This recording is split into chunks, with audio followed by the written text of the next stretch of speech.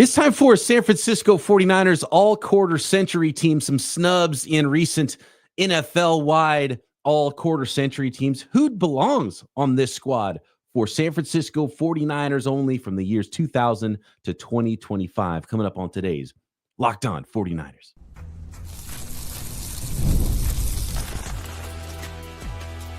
You are Locked On 49ers, your daily San Francisco 49ers podcast. Part of the Locked On Podcast Network, your team every day.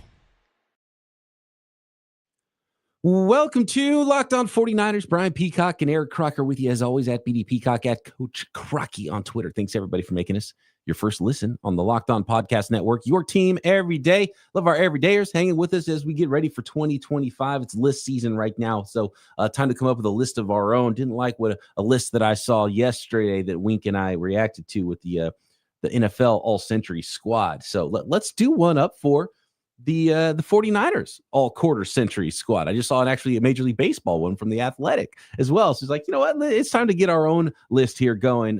Live episode here. So if you think we're real quick, did Barry Bonds make the baseball one? Of course. He's the left fielder over Manny Ramirez. I mean, it's stacked in baseball. It was a tough one.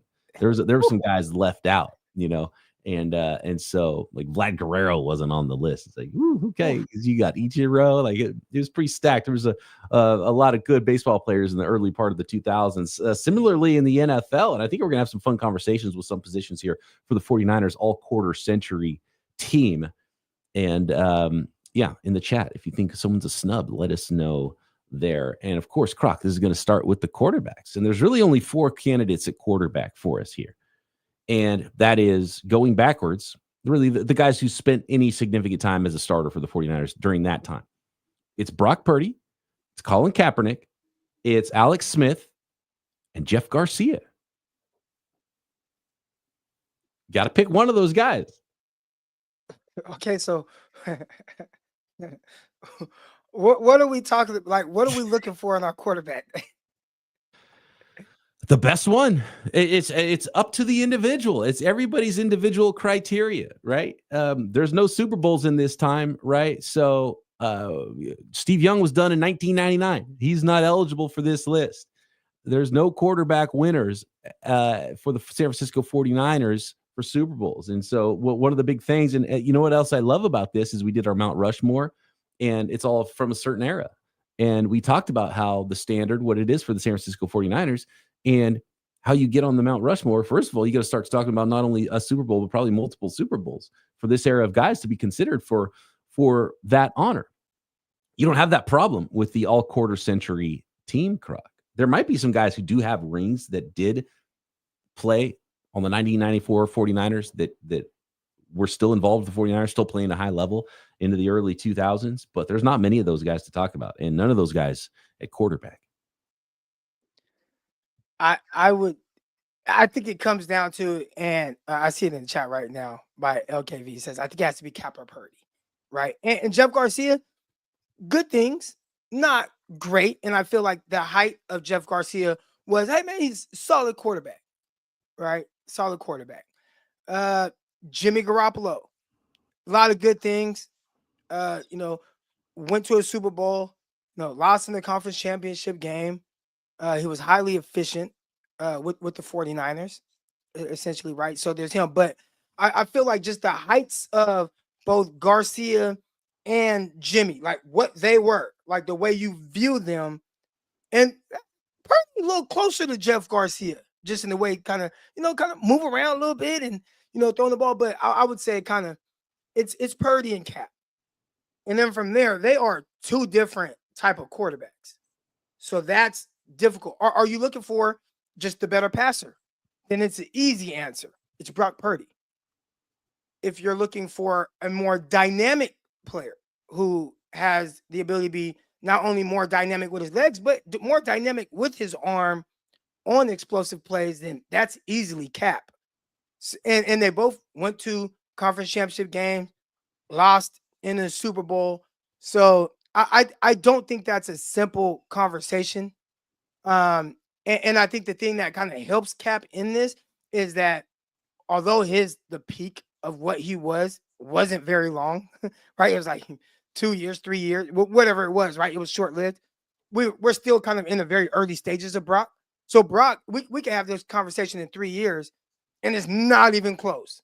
It is Brock Purdy. But at this point, Kaepernick there is an argument for him because he was very dangerous and very explosive. And I bet if you ask coordinators, who would you rather game plan for at the peak of their powers?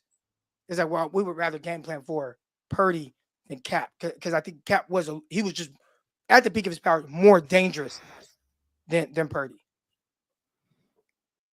I want to go through some of the stats from Jeff Garcia because that year 2000 was when he first became really the guy. And well, he started 10 games in 1999, but 2000 is where like the good Jeff Garcia, Pro Bowler, 3-time Pro Bowler in a row, 2000, 2001, 2002. But we're only talking about 4 seasons because 2003 was his last season with the San Francisco 49ers before he went on and, was at Cleveland and Detroit and Philly. That I don't hardly remember him playing in Philly and Tampa at the end of his career. But he had the then record 4,278 passing yards, 31 touchdowns for the San Francisco 49ers in the year 2000. It was one of the best quarterback seasons in 49ers history. But again, it's only 4 years. Cap didn't have very many years as a starter. Brock Purdy, we don't have a lot to go on either. To me, I think the answer is easy, and it would be a resounding vote for Brock Purdy for me for this all-century team. Whether it's Garoppolo, Alex Smith took a long time to get going, played for the 49ers longer. Garcia, you only have 4 years there. There's not a huge sample for any of these guys.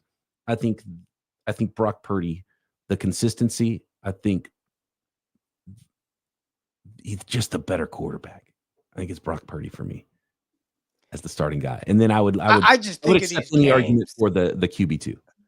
I just think of these games, like when I think of the Green Bay Packer game, like the 49ers versus Green Bay, it's the wild card round, and it starts off when I'm throwing a pick 6, right? Yeah. But then what Cap was for the rest of that game, I mean, just we think about the 180 yards on the ground, but he threw some darts for touchdowns, and that play on the move, and he threw it over like it was like touch. He didn't even have touch, but he threw a touch pass to Gore, and Cap was kind of different. He was more of a game changer. It just wasn't when you think of, just quarterback, just drop back, throw the ball. Brock is much more of that. But the peak of Cap, like just watching him, it was different. I will say it was way more explosive.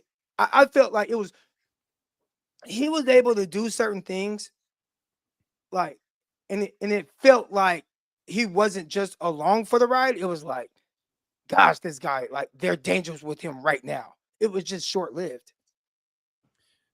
They were so dangerous. Like he made them, even in a game like that damn Legion of Boom team. I mean, they were just destroying opposing offenses.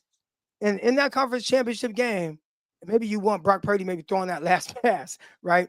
But in that conference championship game, like, Cap was the only reason why it was even like the 49ers even had a chance to win that football game. Like, he was the reason. Like, in that defense, they weren't letting teams breathe. Here's what I was about to say, and Jan brings it up here in the chat. The league still hadn't quite figured out Cap and the Wildcat, and I think back to that Packers game with the whatever it was, 180 yards on the ground. They just completely dismantled almost one player on that Packers defense that could not stay home on the zone read. And they were just crushing him. And Cap would show the zone read and take off because that defensive end, and I don't remember who it was offhand, they just annihilated that defense. He obviously made some big plays, and that the Kaepernick stuff is like the good and the bad. You remember all the big plays, and it's like everything all encapsulating in Colin Kaepernick. But in the end, as pointed out in the chat, it's only 2.5 seasons really worth of Cap. There was good, there was bad, there was some phenomenal stuff. Yeah. But I'm going Purdy. I just think he's a better quarterback. I believe that Purdy is a better quarterback. Yeah. But I don't think Purdy's highs were as high as Kaepernick's. Yeah. And that's why I feel like it's like when Cap was on, it was damn, he's hella dominant. But Yeah. as a passer, it was just like he had that 400-yard passing game against Green Bay, and it's just like we'll probably never see that again from him. And like he threw lasers too. I mean, dude had a rocket arm. Imagine if we could kind of combine those two guys, because Purdy's Or touch. you have a Hall of Fame. Yeah, You have exactly. the best quarterback in the league. It's funny. It's like, yeah, let's do some zone read with Cap, but then that last throw to Crabtree with Sherman, let's let Purdy throw that one, and let's hoist some Lombardi's guys. So here's a question right here. I trust, or not a question, it's a statement from 50 Casual. He says, I trust Brock more when down in the fourth quarter. I would say there's a quarterback I trust more than both of those guys down in the fourth quarter. It's Jimmy Garoppolo. Jimmy G was your guy in the fourth quarter. I remember this gets glossed over with Jimmy G, but during his time, there was only one quarterback in the history of football, as far as percentages go, that like had more comeback wins, like the percentage of being down in the fourth quarter and ending up with a win. One quarterback that was better. It was Tom Brady. Jimmy was better than everybody else. Jimmy's so good. He had all those stats where like everyone's like, oh, Jimmy's the top 3 all time in EPA per play. And a lot of people bring up a lot of the same arguments with Brock Purdy too. And I'm like, don't forget, there was a lot of the same arguments about Jimmy Garoppolo. So be careful what arguments you're using about Brock Purdy if you love Purdy and hate Jimmy G, which some people do. There is some Jimmy G disrespect for how good he did play for a while for the San Francisco 49ers. I think that's he played very well. And then it got to a point though where you have to just realize what and who he is and not put more on him than what he was. And while he was the arsonist and the firefighter, he did a really good job at it though. So it's like, all right, he threw two picks in this game, but man, he threw for 400 yards, 4 touchdowns. And I'm talking about like an Arizona Cardinal game, right? Yeah. Like he did some weird stuff, but you won the football game. All right. Brock Purdy's our starter. Cap's the backup. We got a lot of positions to get to in our 49ers all quarter century team. I think there's going to be fewer arguments and maybe more arguments for some of these positions next. This episode of Locked On 49ers brought to you by Monarch Money.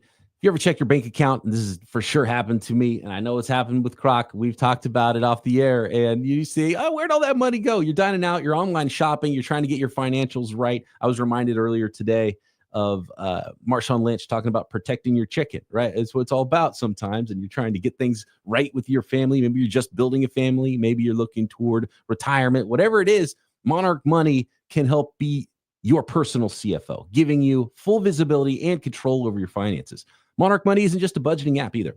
It's a complete financial command center. You can track all your accounts, investments, and spending in one place. So you stop just managing your money and start building wealth. Easy collaboration. The best part, managing money with your partner, smoother than ever. So important to be smooth when you're managing money with somebody else too, right? Stay on the same page without the stress. You can track shared and personal accounts, set goals. So take control over your finances with Monarch Money. Use code LOCKEDONNFL at monarchmoney.com for 50% off your first year. That's monarchmoney.com. Code LOCKEDONNFL for half off your first year. Peacock, we have to get to the rest of the roster. We probably spent too much time on the quarterback, but I do have to just comment on this. We got Dr. Steve Brule in the chat. He says, Jimmy punched above his weight, but he came back down to earth. And you talked about some of the conversations, some of the arguments for Brock Purdy. I would say a lot of people believe that's Brock Purdy as well. Like that's the argument outside of, a few quarterback, former quarterbacks, but most of like the media and other fan bases, they view Brock the same way they view Jimmy. And they view last season as kind of a coming, even though we understand the circumstances, but like that's what they're saying. Like they're like that's him. That's the guy. They celebrated when the 49ers paid him. And we're thinking like, well, no, Brock's a good quarterback. Like, of course you pay him. And they're like, like they believe he will have that, like that moment where 49er fans start to realize he's maybe closer to Jimmy than what people want to, admit. But that's a conversation for another day. Just maybe some Jeff Garcia, maybe recency bias, Jeff Garcia disrespect. I don't know. I thought there might be a stronger argument for Jeff Garcia in this, but again, didn't have a long enough track record, and obviously he didn't even lose a Super Bowl for the San Francisco 49ers because those I think teams it's just the heights. Like it felt like all these. I mean, even Jimmy G, right? Like you could just think like the height of Jimmy, the height of what Brock has been so far, and again, a couple years may not even be a conversation. The height of Kaepernick, short-lived, but what it looked like. The height of Jeff, great comeback against the New York Giants. I remember that game like it was yesterday. Needed a lot of help from the Giants in that one. Long snapper. Turned around and got just destroyed by, what was it, Tampa Bay, I think. You know, there just wasn't that, like, I think no height to it. The team wasn't as good around him either as what Cap and Purdy had at their heights. I would argue that. Running back's easy, right? But the question is McCaffrey backing up Gore? That's how I have it. Yeah. I feel like that's what we're supposed to say. Well, Christian McCaffrey's best season is still probably better than Gore's best season, but Gore did it for a lot longer. McCaffrey still only played a season and a half for the 49ers of good football. He's got one. So that's what I mean. I guess if you're just going all century, so that's kind of everything kind of combined, then you have to go Gore. But if you're going like, if I had to pick one running back, and I love Gore, love his running style, I feel like it'd be more of a conversation. And if you had both guys, you go two running back, and then you kick Juice to the side, and you just put Gore at fullback. And we're going to keep both these guys on the field because Gore is a good pass protector. I'm sure he would knock people out in the run game too. And obviously, you can move Christian McCaffrey over. Now you got single back Frank Gore. That'd be a lot of fun. Kyle Juszczyk, really there was no William Barnum Floyd. There was a certain fullback that Garrison Hurst deserves to be in the conversation. I mean, there's more running backs that the 49ers had that we can start talking about. Kevin Barlow. I think you have to. I feel like it's a little simple with Frank Gore, Christian McCaffrey, Garrison Hurst. Like, I think it's just those three guys. And there were other terrific running backs, and there were some guys I value what Charlie Garner did. So there were some other good backs during that time. But I think it's Frank Gore, it's Christian McCaffrey, it's Garrison Hurst. Yep. Kevin Barlow, Carlos Hyde. Kevin Barlow. Tight end, super easy. It's George Kittle and Vernon Davis. Kittle the starter, Vernon Davis the backup. Vernon Davis was awesome too, but Kittle is the dude. Better. Yeah. Kittle's better. There was always this element to Vernon Davis. I kind of compare him to the Colin Kaepernick of tight ends, right? Where not that he was ever figured out, but it was kind of, it's like you weren't the most fluid route runner. No, he wasn't the. It took him a few steps to slow down, even though he was super explosive and powerful. He couldn't quite slow down and get in and out of his breaks like that. He had the home runs for you, but the hands were a little, something wasn't quite right? Like you watch Colin Kaepernick, it's like, there's something off, but it kind of is working for him right now. Like that was Vernon Davis, and it was just like he was just the freaks of all freaks athletes. But with George Kittle was just like best tight end 49er history, no conversation. I remember Vernon Davis when he'd have some of those breakaway runs, and he'd be in the open field, and there'd be a DB chasing him. He's like, "Okay, I'm gonna try to slow down and juke this guy," and be like, "Why did you do that? Just keep running." Here's a good one because we did make it pretty easy. Delaney Walker. Yeah. Now, if you add like Delaney Walker's Tennessee Titan career, where he was a true tight end as opposed to an H-back, which was what he was for the 49ers, then I think we value Delaney Walker more. But he had his best years when he went to Tennessee.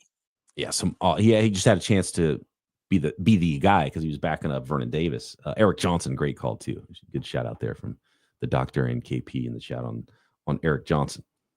We got to talk wide receivers here, Croc, and the offensive linemen. We still have a whole defense to go too. Wide receivers is an interesting one. I'll nominate some, and we can talk through it here. We got Michael Crabtree. Anquan Bolden wasn't with the 49ers for very long, but was a really good player when he was. T.O. was obviously still around in the early part of the 2000s. He was gone by 2003.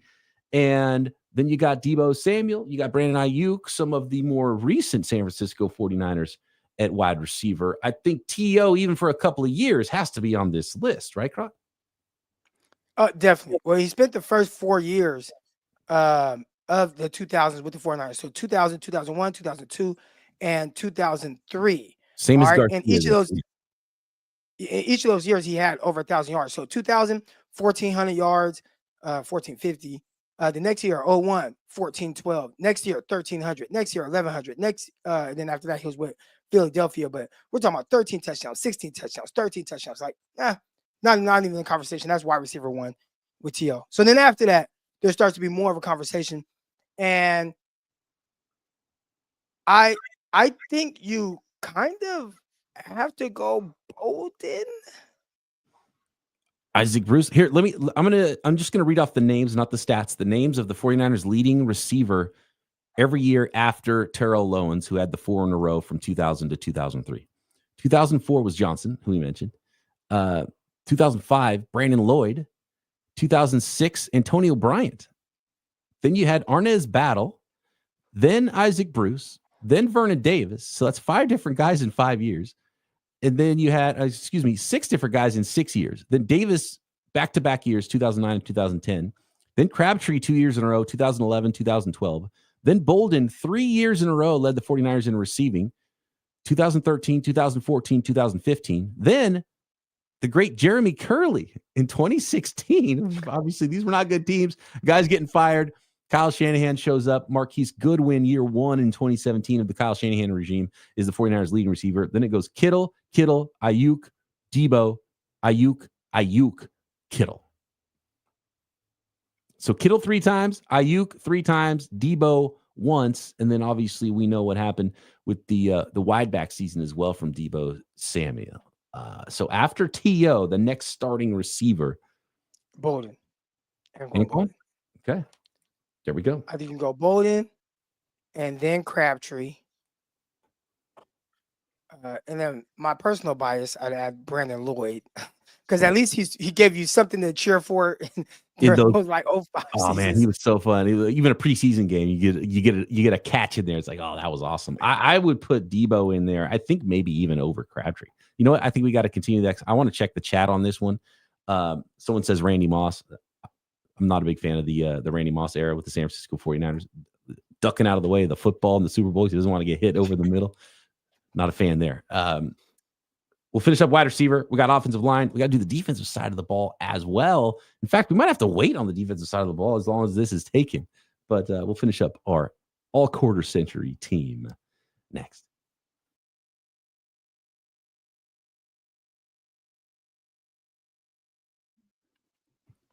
Yeah, this is definitely gonna have to be a 2-part series. This is gonna be a 2-parter. We're gonna have to do the defensive side of the ball on the next episode here, and this is so fun. What I love about this is reminding myself of guys like Antonio Bryant and Eric Johnson and even the Jeremy Curleys of the world, and some of these players that deserve being brought up. We don't talk about these guys ever, right?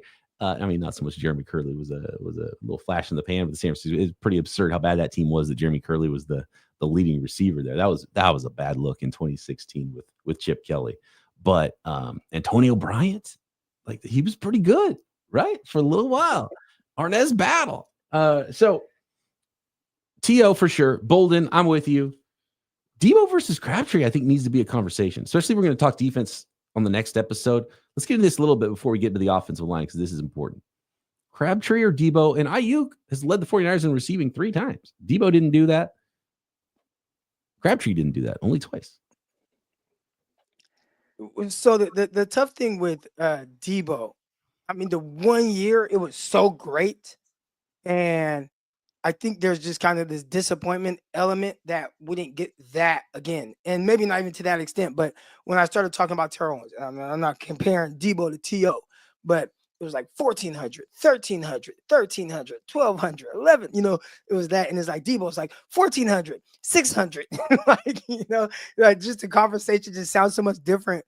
And he was terrific. Like, I respect, of course, like the weapon he was for the 49ers. Matter of fact, I said, yeah, 1,400. Then he had 600 the next year, then close to 900, then 670. It just was so much of a drop off that he went from being like, whoo, man, this is a next great 49er receiver, to being closer to like Arnaz Battle. Like, really, now he was more dynamic, and explosive than Arnaz, so he'll never be viewed that way. But that essentially that's what he turned into, like Arnaz that can like carry the ball out of the backfield. Yeah. So Debo had, some good seasons, but he had the one great season in 2021, 1,400 receiving yards plus another 365 rushing yards. I mean, that was just a phenomenal year. And that's so long ago now. I felt like that wasn't that long ago. It was 4 years ago, right? And then, only 600 yards the next year receiving, only started 12 games because of injury, and then 892 and then 670 last year. He started 15 games last year, only had 670 receiving yards and 3 touchdowns.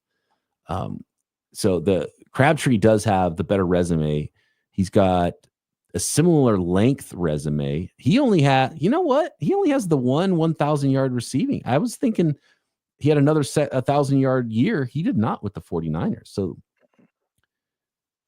oh my God, hold on. We gotta do the totals here between Crabtree and Debo.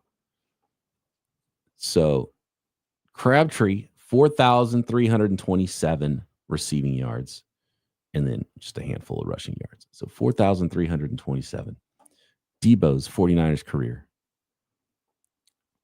4,792. Debo had the better peak, and Debo had the better 49ers career in total receiving yards alone. That's not even counting the rushing yards there. And more time spent on the Niners for Crabtree, right? Like maybe one more year.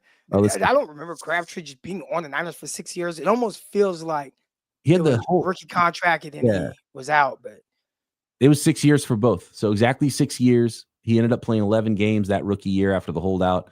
He only had 5 games in 2013, his second to last year, then had a full season of 16 games his final year in 2014. But similarly to Debo, only 600 and something receiving yards. So kind of, left with a whimper at the end of his career with the 49ers. So kind of similar there with those two guys. Got to go Debo, I think. Here is something that you can kind of bring up with both of these guys, right? To kind of celebrate Crabtree and Debo Samuel, both playoff risers, says KP in the chat. I'll give them that too, because I always felt like, you got Debo out there, he'll perform well. I guess we'll say that for Debo until you bring up maybe that Super Bowl, the second Super Bowl against Kansas City, where they targeted him 11 times, and then whatever whose fault it is, he didn't quite rise to the occasion in that game. You get targeted 11 times, like that's supposed to be a 140-yard game. Also, KP, good call with the Ty Streets reference as well. Phenomenal reference there. So we're going Debo as the third wide receiver. T.O. Bolden, Debo. No, am I taking Debo over Ayuk? Ayuk has, let's see, hold on. So Ayuk has less.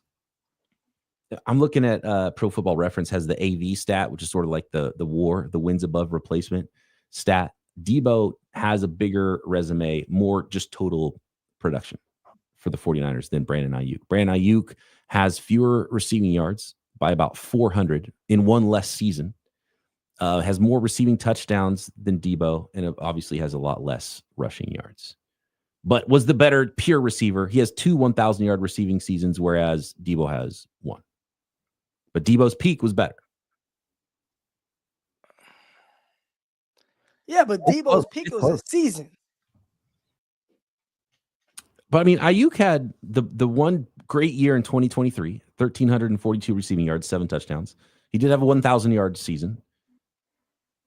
But he's, it's not like he put together 4 or 5 great seasons. He had 1 great season. Last year, 7 games. His first, doghouse, first couple of years, even though he did put up some stats in those years. But it wasn't more than what Debo was doing in some of his years either. So basically, you 2 really good seasons over 1 like historically great season in Debo is kind of the argument really for Debo versus Brandon Ayuk. Yeah, that's tough. I think I lean Debo. All right, so you're going Debo and then Crab and then Ayuk? Crab and Ayuk are pretty close, I would say. Yeah, I think very equal arguments for those two guys. And I think Debo just narrowly takes both of them because of his peak.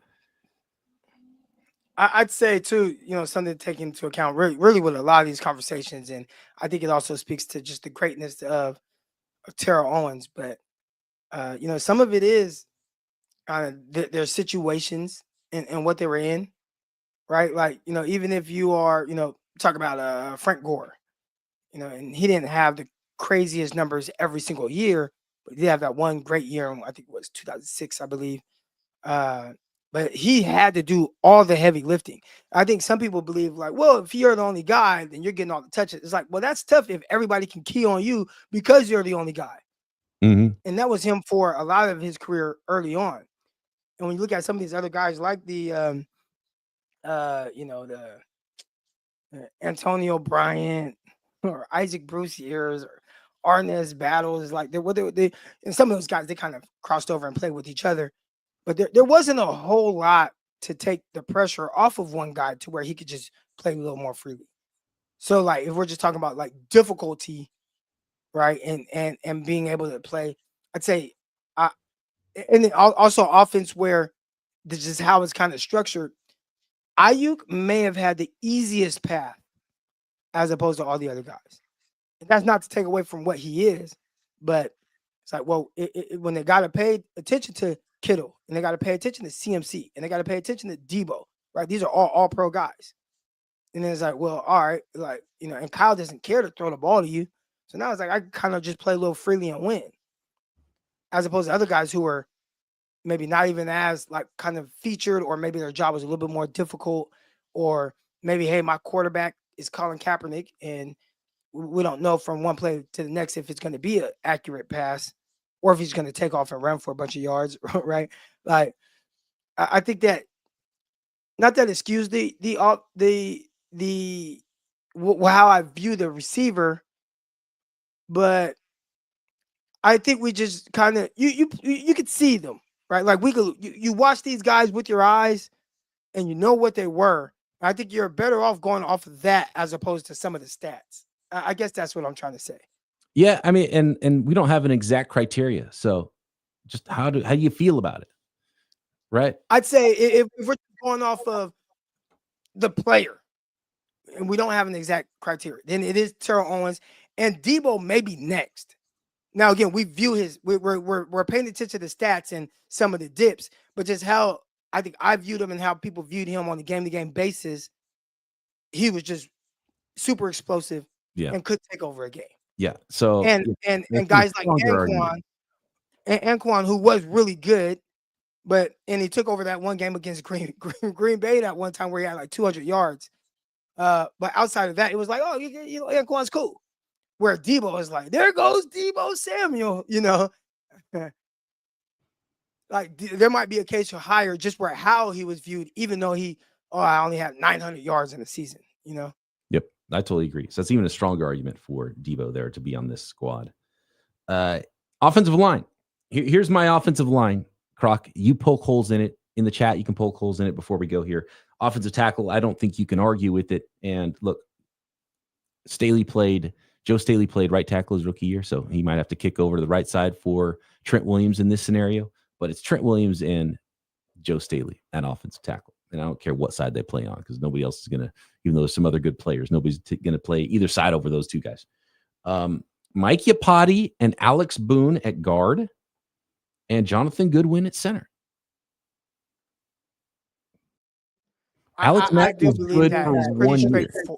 Well, it's pretty straightforward with the offensive line. Yeah.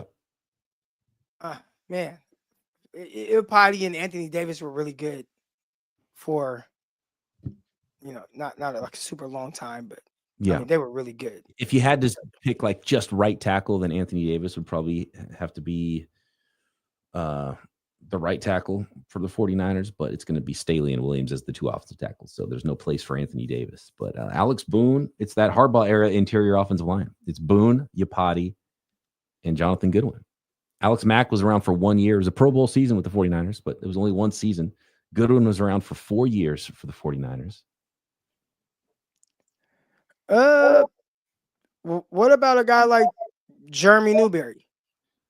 Oh, Newberry. I didn't think about Newberry.